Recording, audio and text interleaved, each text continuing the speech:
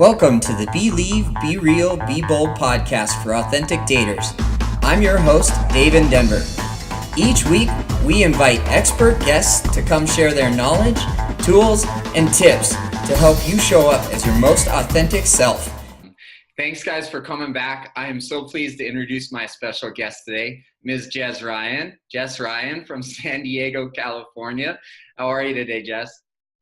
Good. I'm excited to be here. I'm so glad you made the time in your busy schedule to jump on and have the conversation with us. Yeah, thanks for having me. Of course. I know you pretty well, and I share your memes like every single day. Because they're the best. Because I'm good at something, and it's definitely memes. You make me laugh like so hard at the most inappropriate times. Mission accomplished. Speaking of which, I know you guys pretty well. You and Tony, unfortunately, he had a schedule conflict today, but I wanted to bring you on and introduce you to our listeners because you do such a great job on the Singling podcast of like humanizing the process of dating. Yeah. So tell us a little. Super honest, right? Yeah. In my dating adventures. So tell us a little bit about you personally. Like, are you in a relationship? Do you have kids? And then tell us why you started a singles podcast in San Diego. Well, that's what's so funny. So I'm divorced. I have 2 kids. They're now 5 and 7. And I got divorced 3 years ago. And in that is where me and Tony worked together. And so we used to work for Intercom Radio. So we're familiar with podcasts, radio stations, all of that type of stuff. So when I first started dating, I would go back to the office and tell all the funny stories that we would have, on Bumble or wherever, all my dates. They were just always so like such good stories. And then also dating with kids changes everything. So when I'd go back to the office, we would just have like the best talks. And then Tony was like kind of my counselor in this whole thing. And he's, older, single, bachelor. He acts like he's 30 years old, more like 21 or 18. But he's that guy that's just, no kids, never married, not in a relationship, just like living his best life, like people are saying nowadays. And so I have this different dynamic that is, newly divorced. I have 2 kids. I'm exploring the dating world online. When back in the day, 10 years ago, when I met my ex-husband, there was no online dating really. Like that wasn't a thing. So we were in Target one day actually, and we were like, everywhere we go, everybody thinks, me and Tony are together or whatever, just because we're best friends and we're just always having the best time. So we were inside Target and we just we're having the best time shopping in Target, and we were just having people watching us and laughing everywhere we were going. So we're like, we should start a podcast. And that's when we're like, well, so we started brainstorming, like, what would our podcast be about? And I'm like, it should be about dating, because dating has changed. It's a whole new world now when online has kind of taken over, Bumble, Tinder, all that. So that's where we started the idea of singling. And then we started thinking of names, and we came up with singling because running, jumping, dancing, we're out here singling. So that's kind of where we got that name from. And we started singling San Diego originally. And then we started getting listeners all over the country, all over the world. So we opened up to Singling Podcast. So that's the background of singling. That's a ton of fun. And every single time that I would listen, I've been single just over a year. So this entire summer when I would walk the dogs, I would just throw on one of your podcasts and laugh to myself, which might look really awkward to everybody else walking around the lake too, But I love it. It makes me seriously so happy that my terrible dating life is making people laugh. It makes all the sense. That's exactly what it's there to do, is to make us feel human again about the whole process of coming out of a relationship and searching for something else to connect with and to be showing up as our best selves. So thank you so very much for sharing that story. I don't think I had heard it that deep before. Yeah, I'm glad I could share it. I think it's just still so funny, a year and a half later, we're still doing it. We still launch every Tuesday, almost. I mean, we have some mishaps or a day late, but we're still going. I didn't know you could talk about dating this long. Some people could talk about it their entire lives. Oh yeah. Well, clearly, I mean, I feel like I've seen it all. And now I'm at a point where it's like I did the dating and now I'm really ready for a real relationship, like the real deal. So is that where you're going now? Is that where you're heading? I'm hoping. I've kissed a lot of frogs. I think it's time to want to turn into a prince here. So yeah, I'm dating somebody currently, and I haven't really talked about it on the podcast if you've noticed. I used to talk about all of my dates, from every hiccup that you have during the relationship. I would turn that into a podcast topic of where the relationship was going and how it was going. And I realized that because I'm so honest and so, share every detail, I think it was affecting the relationships and affecting who I was dating. So I've really steered away from talking about him specifically and, what's happening and how I feel and that type of stuff. More, from surface level. I totally understand that. And as I was listening to you guys grow, you and Tony both have grown so much in the year and a half. If you listen over time, you can definitely hear it.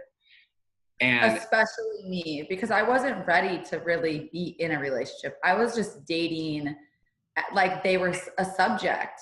Each person was really, me getting information for the podcast. I hear you on that one. And you guys met on social media, if I remember correctly, you and this current gentleman that you're dating? Well, it's kind of a funny story, actually. So we didn't meet through an app or anything. Well, I guess technically through an app, but I work for a company that does payroll, and he owns a company. So he used to be with our payroll platform. And so I do email blasts.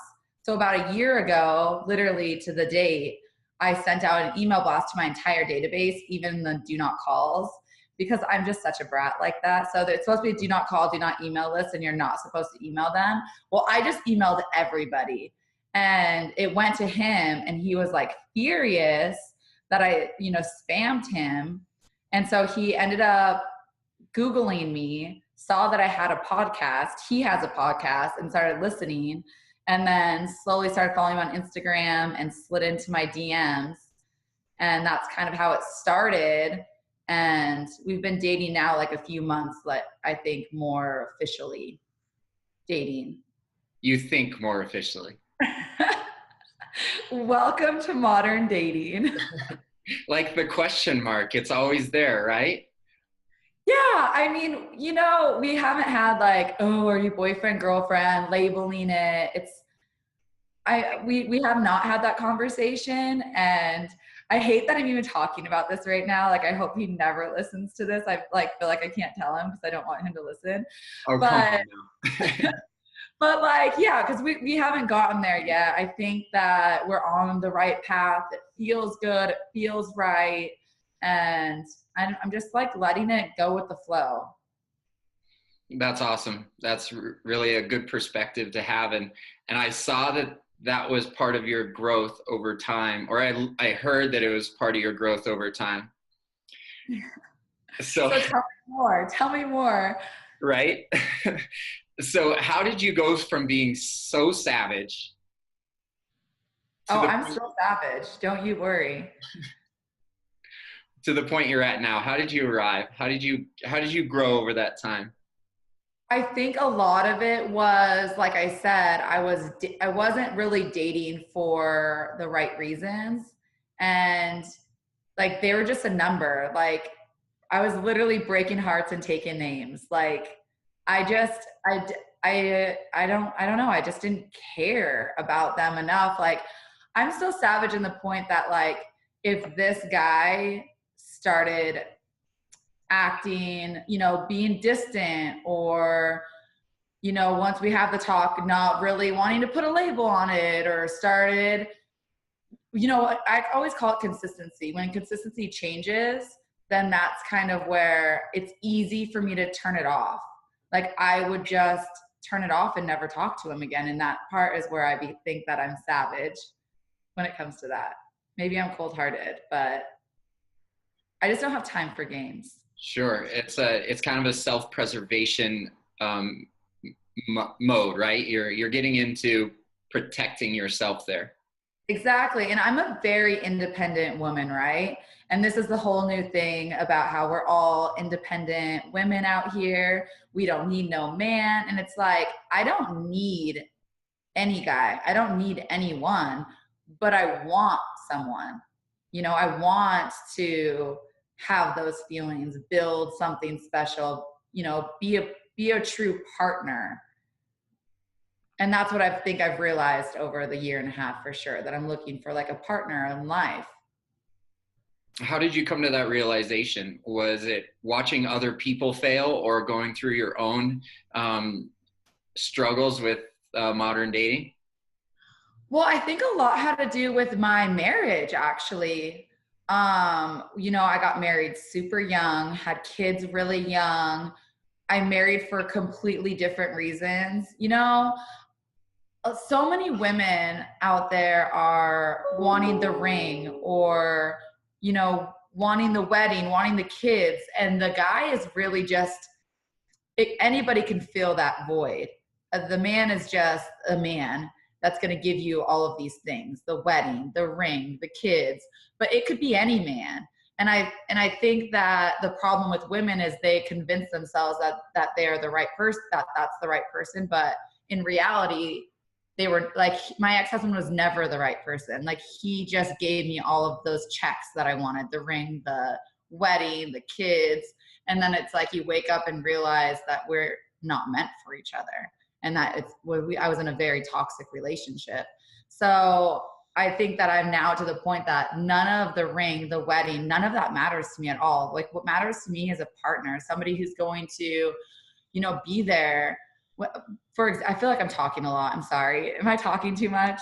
No, that's the point. I definitely bring you on and chat you up so that I can get your perspective, because I'm not the expert either, Right. I always joke on our podcast, like I'm an expert in dating. I'm definitely not, but I'm in such a different place in life now that I don't need a guy. Like I said, I don't need a man. But for example, I want somebody there. Like I bought my house. It was so exciting that I bought this beautiful house. I did it all by myself. It was such an exciting, awesome thing that I did. One of the biggest accomplishments for me, for myself, that I did, that I was so grateful for. But it was also one of the loneliest times that I've ever felt. And I had my friends, I had my family, and everybody that was supporting me. But it's like what I want is somebody to share those milestones with, I know exactly what you mean. And thank you for sharing that story. I'm such a little storyteller here. Well, it's only been 9 months. And now, of course, I love my house. But it was hard the first 2 months in this house. And everybody's like, you have kids. How do you feel lonely? It's like, I feel more lonely with kids. And a part of me at that moment. Because yes, of course, I have this beautiful house with 2 little kids. But it's almost more lonely having them running around and not having like a partner, Mm-hmm. And maybe that's a big reason why I am how I feel now, 9 months into owning my house and realizing that moment, like, man, I really want like a partner, that I can share exciting things with, and not so exciting. Maybe I have a bad day. I'm such a positive person. It's like, I don't have anybody to really talk about when I have a bad day. I just follow it.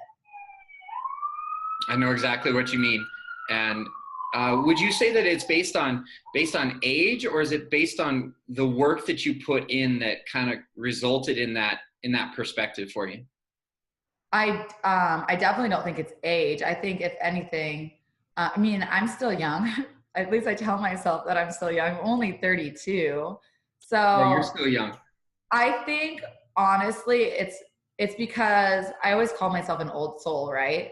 I got married super young. I think it's the experiences that I've had. Like, I've been married, I've been divorced, I've had a few homes now, the experience with my first home with my ex-husband to buying this one. I just think all of it has shaped me to who I am, for sure.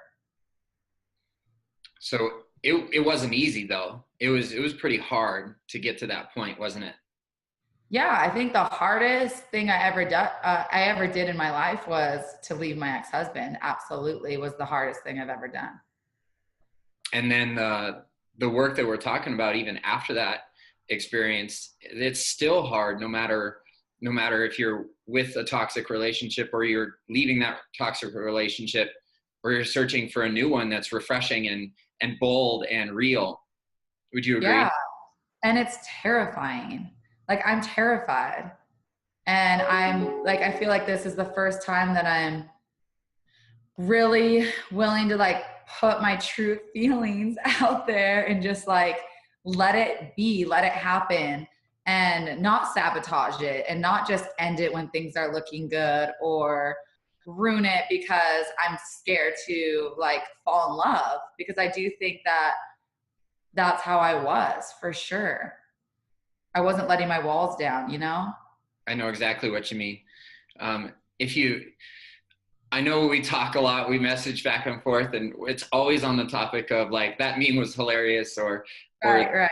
that post was like legit exactly what I'm thinking of right now, because we're both in a similar place. Yeah, self-sabotaging, which I've been wanting to do a podcast on that, by the way, but we are going to cut this part out, so that's good. Yeah, awesome. It shit happens, right? Yeah. So beyond, say, like Tony as your best friend and beyond your closest friend, who else really supports you in that journey of growth the most? I have one of my very best friends who lives in Orange County. Her name's Courtney, and she's my inspiration. She has one of the best marriages I know. I love her and her husband, their baby. And she's just, I don't want to say my biggest cheerleader, but she definitely understands me and supports me more than anybody, even my family, anyone I know. She's been there from the beginning. Is that relationship that you view from the outside kind of like a benchmark for you, or like it comes to that hashtag relationship goals? Maybe. Yeah. That's a tough question to actually like put into perspective of where we're at right now, because we're not comparing ourselves to other people. Absolutely not. And that definitely wasn't the intention of the question, but because you guys are so close, you've seen them grow along the way, and they stayed as part of a support group for you. And I know we lose friends along the way, and it's heartbreaking, but those that do stick with you, like your friend Courtney, supporting you and helping you grow personally, what has that meant to you? So much. And like, me and her have gone through, she was there, she was in my wedding. She's been there from, seeing all of this to the wild Jess. When I first got divorced, I'm like out there wild. And then, we're on this different path because I'm out singling and mingling, and she's, doing the mom and the pregnant, and we definitely were on different lifelines, I guess. And it could be rocky at times because we were just not seeing the same perspectives, right? But we still, at the end of the day, just there for each other no matter what, and no matter what part of our lives are different or off or whatever. And so I think that's really important. So very true. That's probably one of the key components of my life and my journey, is that the guys I grew up with in my 20s and my early 30s, they're gone now. They either I moved on, or they got left behind, or they just chose not to come on this journey with me. Absolutely. Yes. It's almost heartbreaking, isn't it? Yeah. I would say I lost so many friends when I got married because I was in such a toxic relationship, and it was abusive, and I wasn't allowed to be friends with guys. I couldn't go out very much because he always thought I was like out cheating, and so I lost so many friends during that. And I've never been happier in the last 3 years, and meeting so many people and being able to like be myself again and have friends and go out and do things and not feel like worried that I'm going to be in trouble. You know what I mean? I got it. Totally understand that. Yeah. So it's like, to give you a little bit more background, like I already lost a lot of friends. That was sad. And that I've been able to get back, you know? I totally get that. Tell me where you first heard cuffing season and Oh and my why God. it's so funny. Cuffing season, don't you? I think it's because we're right in the thick of cuffing season right now. And You didn't know about it, right? Until you heard it on our podcast. It's like not a thing in Denver. I definitely experienced it before. The last two relationships that I got in were both in October. Well, maybe not. August through October is like the preseason or the tryouts or something like that. But which I hate, because that's kind of when me and this guy like really started dating, was in August. But still, like, come on, that's a pre-game. Right now is the heart of cuffing season. It's just now starting to get cold. Halloween, you want to watch scary movies and drink hot cocoa. But cuffing season was the first time I heard about it was last year.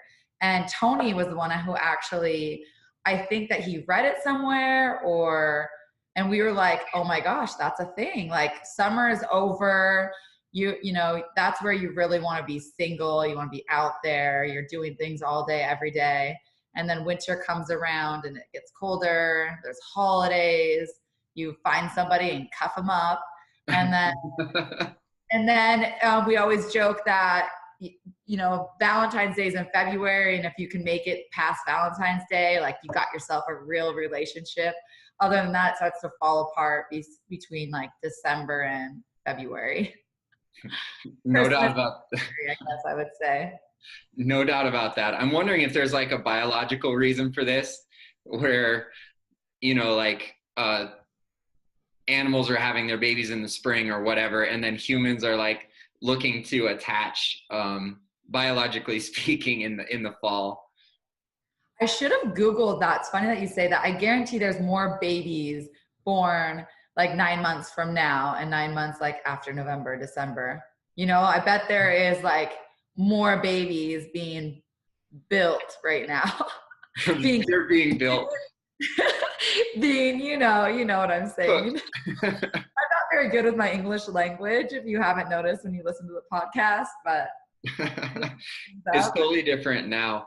I think that one of the most popular days for births is in late September, which means that holiday season.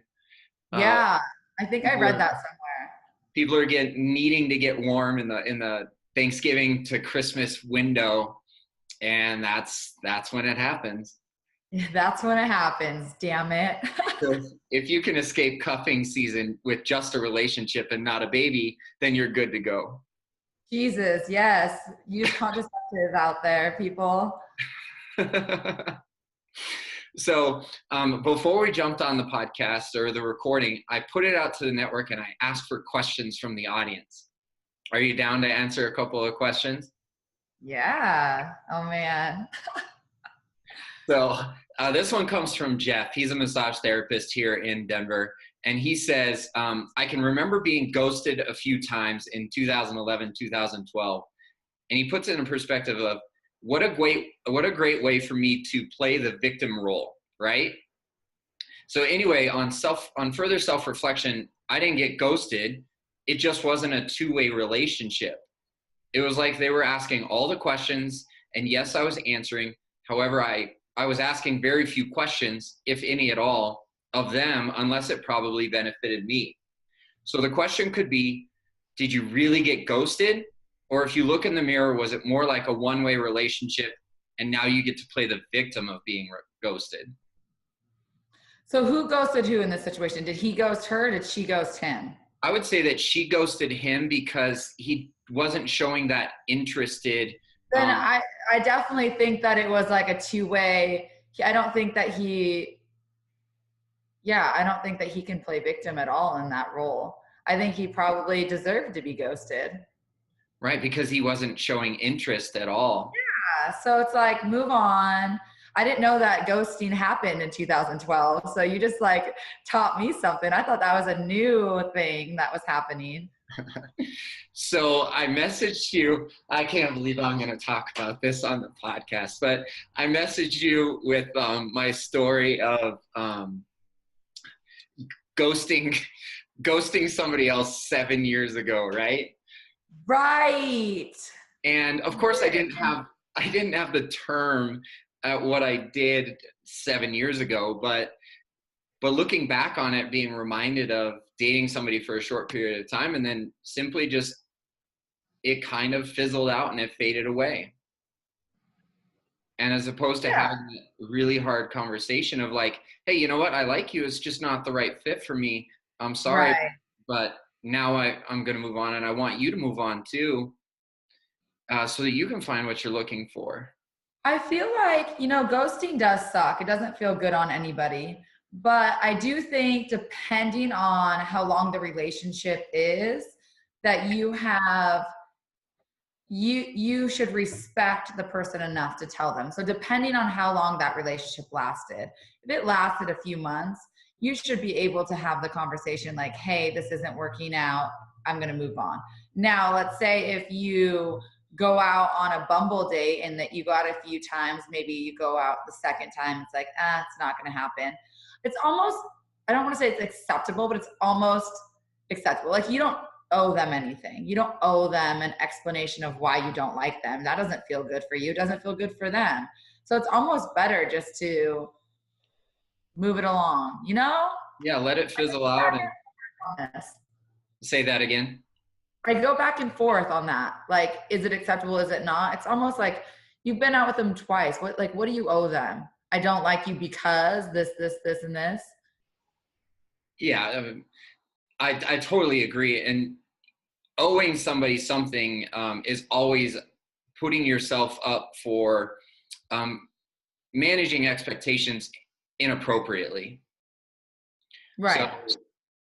So I go out on a couple of dates with somebody and I expect to be told when it's over or when it's moving to the next level or what this is. Can we define this like right now? And it's all based on managing expectations. Absolutely. And my advice to you and to any of the listeners is have no expectations. I think that people that go out on dates with expectations, they're setting themselves up for failure. It's you can't go on the date first and be like, well, what is this? Like, what's going on? Do I like them a lot?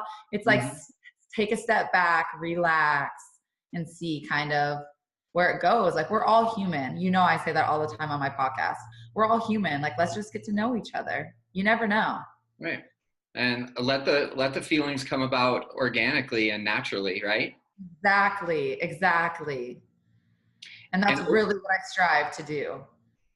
And I've heard that that's part of your growth for sure over the last year and a half of us getting to know each other, quote unquote, because we didn't really speak face to face until today. I know, but we've talked for a while now. Yeah. Yeah. And it's always been fun. It's always been podcast focused. It's always been singles focused. Yes. And over sharing my little insights with you, trying to get a man's, advice from it, because you're doing it too, and you guys, you're doing your podcast. You have your real people with real good advice, I guess. Mine's just like more storytelling, I think, than like tips, Right.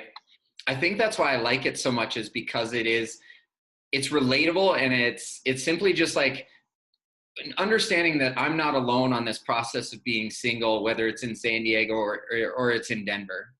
Absolutely. And I think that, Tony I'm bummed that he can't make it, but he never talks about like his dating experience. He's like, what if they listen? You know, what if their friends listen? What if blah, blah, blah? I just, you know, I just throw it all out there and just, I know that everybody's like going through the same feelings that I'm going through. So I like to share that, like, hey, we're human. Like, I'm doing this too. Doesn't matter how, you know, doesn't matter anything. It's just that we're all doing this nowadays. The modern dating is just, it's a different ball game. Online's a different ball game. Amen to that. And, and along the way, you switched from online to exclusively organic dating is what you call it. Yes. What's the major difference in like success or how much you enjoy the process when you switched? So the thing with online dating, and I don't know how you feel about this, but I believe that you need to go from your phone to life as fast as you can, right? You can't go weeks and weeks building this relationship via phone without meeting them in person. The way you walk, the way you talk, all of those things are so very important in life. So, you know, if I online date, it is a third job. I have my real job, I have my kids, that's a job, and then online's a job. And I realized that I was spending, you know, the most precious thing we know is time. It's the most valuable thing. You can never get it back. And I was spending so much time with people that I didn't know until I went and met them. And although it was worth it and I did it a lot, I was going on 3 to 5 dates a week, easy, sometimes 3 in a day. And girl, go get it. I know. Well, because if you start talking to them, my goal was to meet them as quick as I can. A coffee, meet at a park, walk their damn dog, like you name it, I would be out there doing it. And you know, maybe it took 30 minutes, an hour, but at least there's like knocking another one down.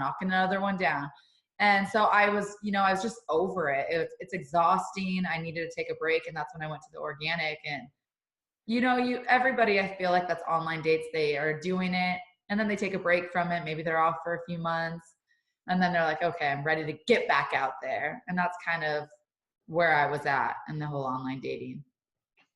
I totally follow along with that. And when you say organic, it immediately tells me, or it resonates with me as authentic.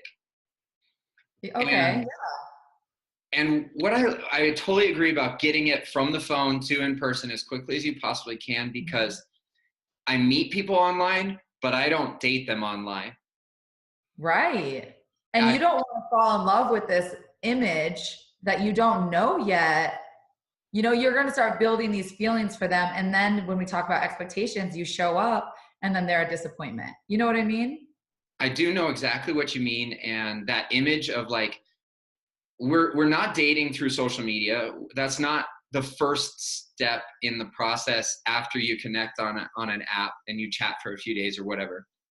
I'm totally with you about connecting in person so that authenticity can be built even further. And like we had talked a couple of episodes ago about levels of intimacy.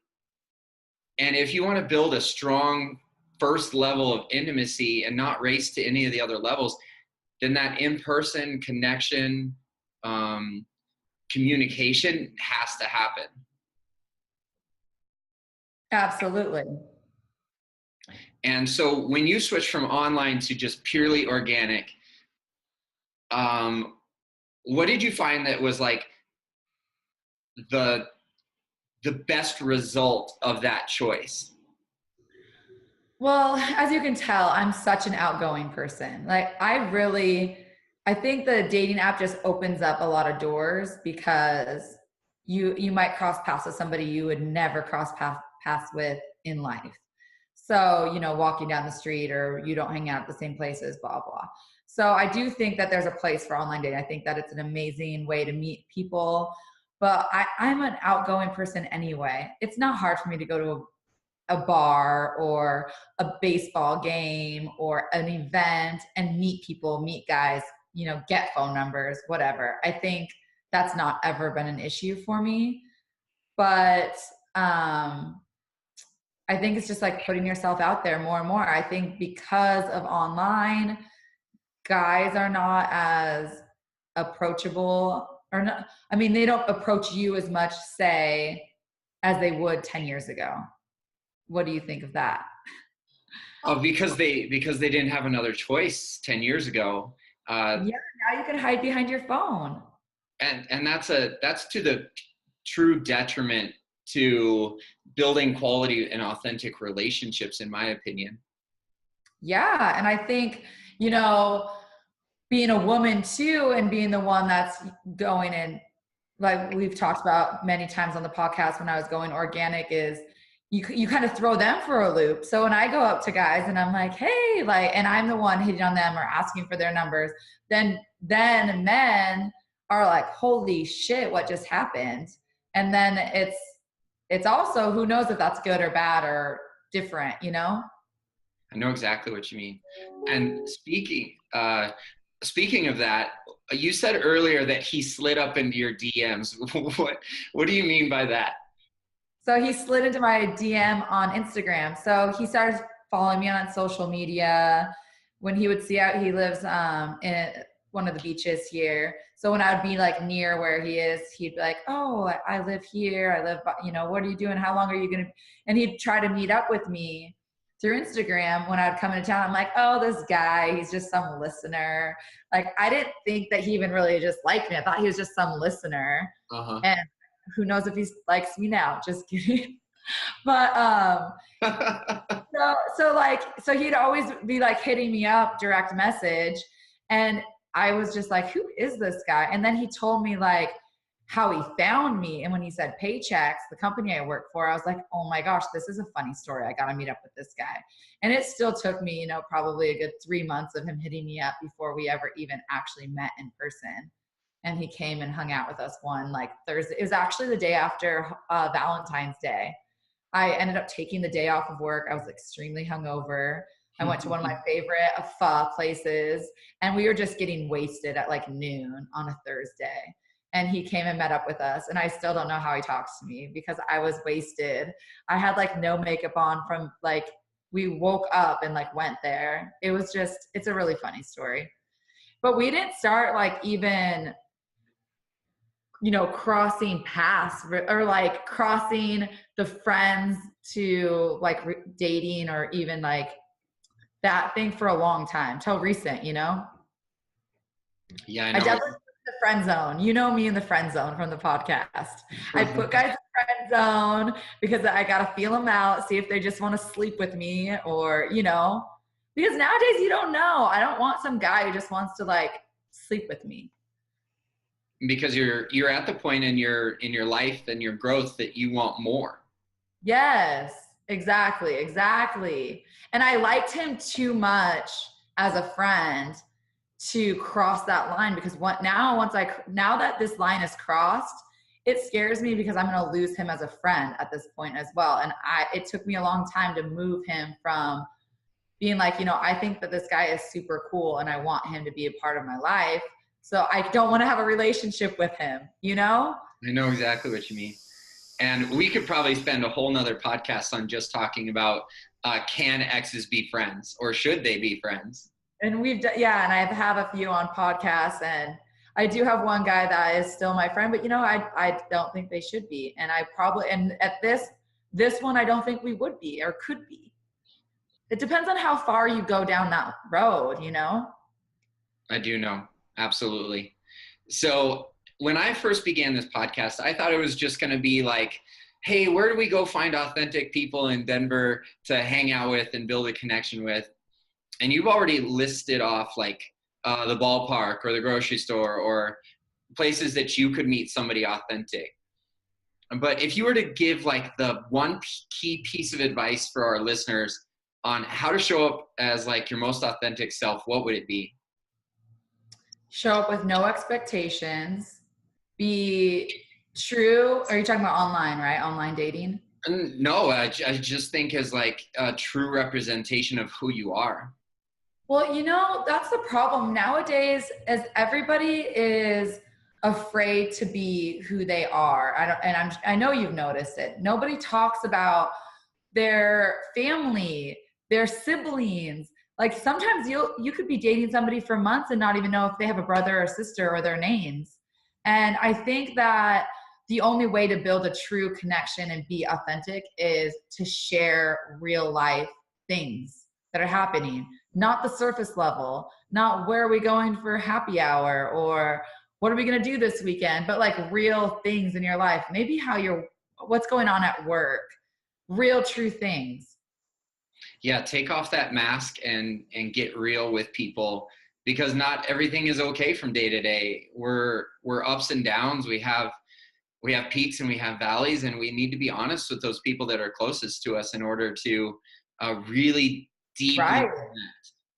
Well, and you can't even get close to somebody until you start talking about those things. I mean, I'll tell you, I dated a guy for 4 to 5 months, and it was so surface level. I didn't know anything really. It was just like we had a good time when we were together, and that was it. Like we didn't ask questions about day to day. We didn't, and it's just like, it's so sad that how can you spend this much time with somebody and really not even know anything about them? And nowadays I'm so afraid because nobody wants to get into a relationship and find that commitment because our walls are all up. Yeah, I 100% agree. And I know that we're coming up on the end of our time together. So I want to thank you so very much, Jess, for getting real and getting bold with me here and taking the time out of your busy schedule to connect and say hey for the first time on Zoom. But yeah, thanks for having me. I love it. Of course, you'd get me on here because I'm so bold. I've been beating down your door for months to get your advice and to say, hey, Jess, you and Tony got to come on. We got to, and we need to come on again and bring him so they can meet Tony and his perspective because it is very different from mine. That's very true. So what do you say in a few months we do set that up and we get that going and absolutely. That sounds. And you got to come on Singling, and when you come on Singling, we'll let your listeners know too, so that way they can tune in.